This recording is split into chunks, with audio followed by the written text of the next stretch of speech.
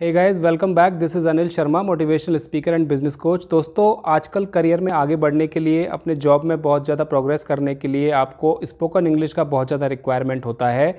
और spoken English में सबसे ज़्यादा प्रॉब्लम, सबसे ज़्यादा समस्या वो लोग फेस करते हैं जो कि हिंदी मीडियम बैकग्राउंड से आए हुए होते हैं, यानी कि जिनकी एजुकेशन हिंदी मीडियम बैकग्राउंड से हुई होती है।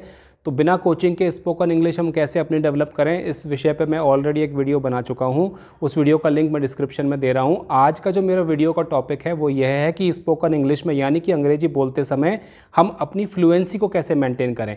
यदि आपका लैंग्वेज के ऊपर कमांड है, यदि आपका वोकेबलरी काफ़ी स्ट्रॉन्ग है, फंडामेंटल्स ऑफ ग्रामर आपके क्लियर हैं, तो आपको लैंग्वेज पे अच्छा कमांड आप इजीली कर सकते हैं। लेकिन उसके बावजूद भी कई बार ऐसा होता है कि लैंग्वेज पे कमांड ठीक ठाक होने के बावजूद भी आपकी धारा प्रवाह बोलने की क्षमता किसी भी लैंग्वेज में, और यहाँ हम बात कर रहे हैं इंग्लिश की, तो धारा प्रवाह बोलने की क्षमता कई बार इतनी अच्छी डेवलप नहीं होती, जैसे कि हम कहते हैं कि फ्लुएंसी। कई सारे लोगों को ये समस्या आती है कि हम बोलते समय हमारी फ्लुएंसी इतनी अच्छी नहीं रहती, हम कई बार अटक जाते हैं, अटक अटक के बोलते हैं, या उतनी रैपिडली हम स्पीकिंग नहीं कर पाते।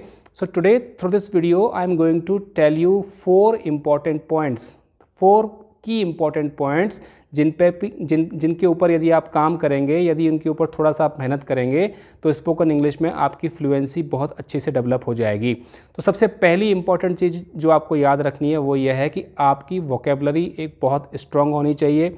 वोकेबलरी को हम कैसे डेवलप करें, ये प्रीवियस वीडियो में बता चुका हूँ, जिसका कि लिंक मैं डिस्क्रिप्शन में दे रहा हूँ। तो always try to improve your vocabulary. हमेशा अपनी वोकेबलरी को धीरे धीरे स्ट्रॉन्ग करते हुए जाइए। तो ये पहला इंपॉर्टेंट पॉइंट है जो कि आपको याद रखना है, क्योंकि जैसे ही आपकी वोकेबलरी स्ट्रॉन्ग होगी, आपके पास शब्दों का उचित और अच्छा खासा भंडारण होगा, तो आपकी फ्लुएंसी भी उसी अनुपात में बढ़ेगी, क्योंकि स्ट्रॉन्ग वोकेबलरी का होना बहुत ज़रूरी है। तो पहली बात तो यह है जो आपको ध्यान में रखनी है। इसके अलावा दूसरी चीज़ जो आपको ध्यान में रखनी है वो यह है कि बोलते समय हमेशा शॉर्ट सेंटेंसेस का इस्तेमाल करें, यानी कि लंबे लंबे आपको सेंटेंसेस यूज़ नहीं करने हैं। जितना हो सके उतना शॉर्ट छोटे सेंटेंसेस को आपको यूज़ करना है।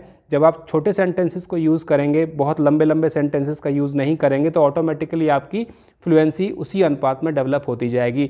तो कोशिश करें, जब भी आप इंग्लिश बोलने की प्रैक्टिस कर रहे हैं, या किसी ग्रुप डिस्कशन में हैं या इंटरव्यू में हैं, तो आप शॉर्ट सेंटेंसेस को यूज़ करें, जो कि अनकॉम्प्लिकेटेड सेंटेंसेस हों, जिनमें टिपिकल वर्ड्स ना हो, कॉम्प्लिकेटेड वर्ड्स ना हो। तो शॉर्ट सेंटेंसेस, स्मॉल सेंटेंसेस को आप बोलने का प्रैक्टिस करें।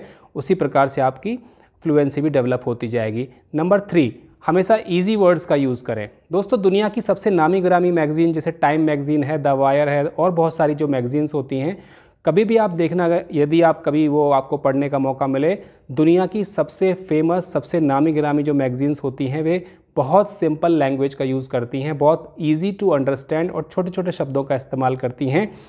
किसी भी लैंग्वेज में, या इंग्लिश लैंग्वेज में भी, एक ही शब्द के अर्थ दिखाने वाले बहुत सारे शब्द होते हैं। यानी एक शब्द का हम सिनोनिम जिसको बोलते हैं, कई सारे शब्द होते हैं। तो कुछ शब्द ऐसे होते हैं जो कॉम्प्लिकेटेड होते हैं, जिनको कि बोलना, उच्चारण करना थोड़ा मुश्किल होता है। कुछ ऐसे होते हैं जो बहुत ईजिली हम उनको उच्चारण कर सकते हैं, प्रोनाउंस कर सकते हैं।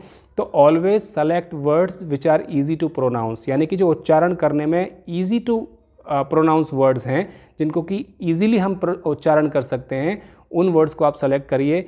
कई बार मैं लोगों को देखता हूं कि दूसरों पे इंप्रेशन जमाने के लिए, या दूसरों को प्रभावित करने के लिए बड़े कॉम्प्लिकेटेड वर्ड्स का यूज़ लेते हैं। वो ठीक है, आप ले सकते हैं, लेकिन आपकी फ्लुएंसी उसी अनुपात में प्रभावित हो जाएगी। तो आपको easy to understand, easy to use words को यूज़ करना है। और कई बार आप तो मान लीजिए कि जान रहे हैं कि कॉम्प्लिकेटेड वर्ड का क्या मीनिंग है, जिस व्यक्ति से आप बात कर रहे हैं हो सकता है वो नहीं जान पाए, हो सकता है वो अंडरस्टैंड नहीं कर पाए, तो the whole purpose of your communication will get defeated. तो ईजी टू यूज़ वर्ड्स का आप इस्तेमाल करिए। और चौथा और सबसे इम्पॉर्टेंट पॉइंट जो मैं आपके सामने रखना चाहूँगा वो ये है कि बोलते समय कभी भी सोच के मत बोलिए। इसका क्या मतलब है? हो सकता है थोड़ा आप कंफ्यूज हो जाएं। बोलते समय सोचकर मत बोलिए, यानी कि पहले दिमाग में ये विचार मत लाइए कि पहले मैं ये बोलूँगा, उससे पहले मैं सोचूंगा, फिर बोलूँगा, सोचूंगा और फिर बोलूँगा। No, speaking of any language, and English language in this context should be automatic response, यानी कि you should know how to produce the language, right. तो आपको पहले हिंदी में नहीं सोचना है दिमाग में और हिंदी में सोच के फिर उसका अंग्रेजी में अनुवाद नहीं करना है। अक्सर लोग, स्पेशली वो लोग जो हिंदी मीडियम बैकग्राउंड से आए हुए होते हैं, उनको मैं देखता हूँ कि इस तरह के फॉर्मूला पे काम करते हैं और वो फ्लुएंसी कभी भी डेवलप नहीं हो पाएगी उनकी। तो you should know how to produce the language, यानी कि आपको ऑटोमेटिकली आपकी प्रैक्टिस उस लेवल की होनी चाहिए कि जैसे ही कोई क्वेश्चन आया या जैसे ही कोई कंटेक्स्ट आया, उस कंटेक्स्ट के संदर्भ में तुरंत आप बोलना स्टार्ट कर दें। तो ये गलती कभी मत दोहराइए कि पहले मैं हिंदी में सोचूंगा, उसको फिर इंग्लिश में ट्रांसलेट करूंगा और उसके बाद फिर मैं बोलूँगा। तब तक तो ट्रेन छूट जाएगी, तब तक तो बहुत देर हो जाएगी और आपका पूरा का पूरा कम्युनिकेशन प्रोसेस गड़बड़ा जाएगा। तो आप ऑटोमेटिकली लैंग्वेज को प्रोड्यूस करने की बात आप करिए, उस लेवल पे आप प्रैक्टिस करिए।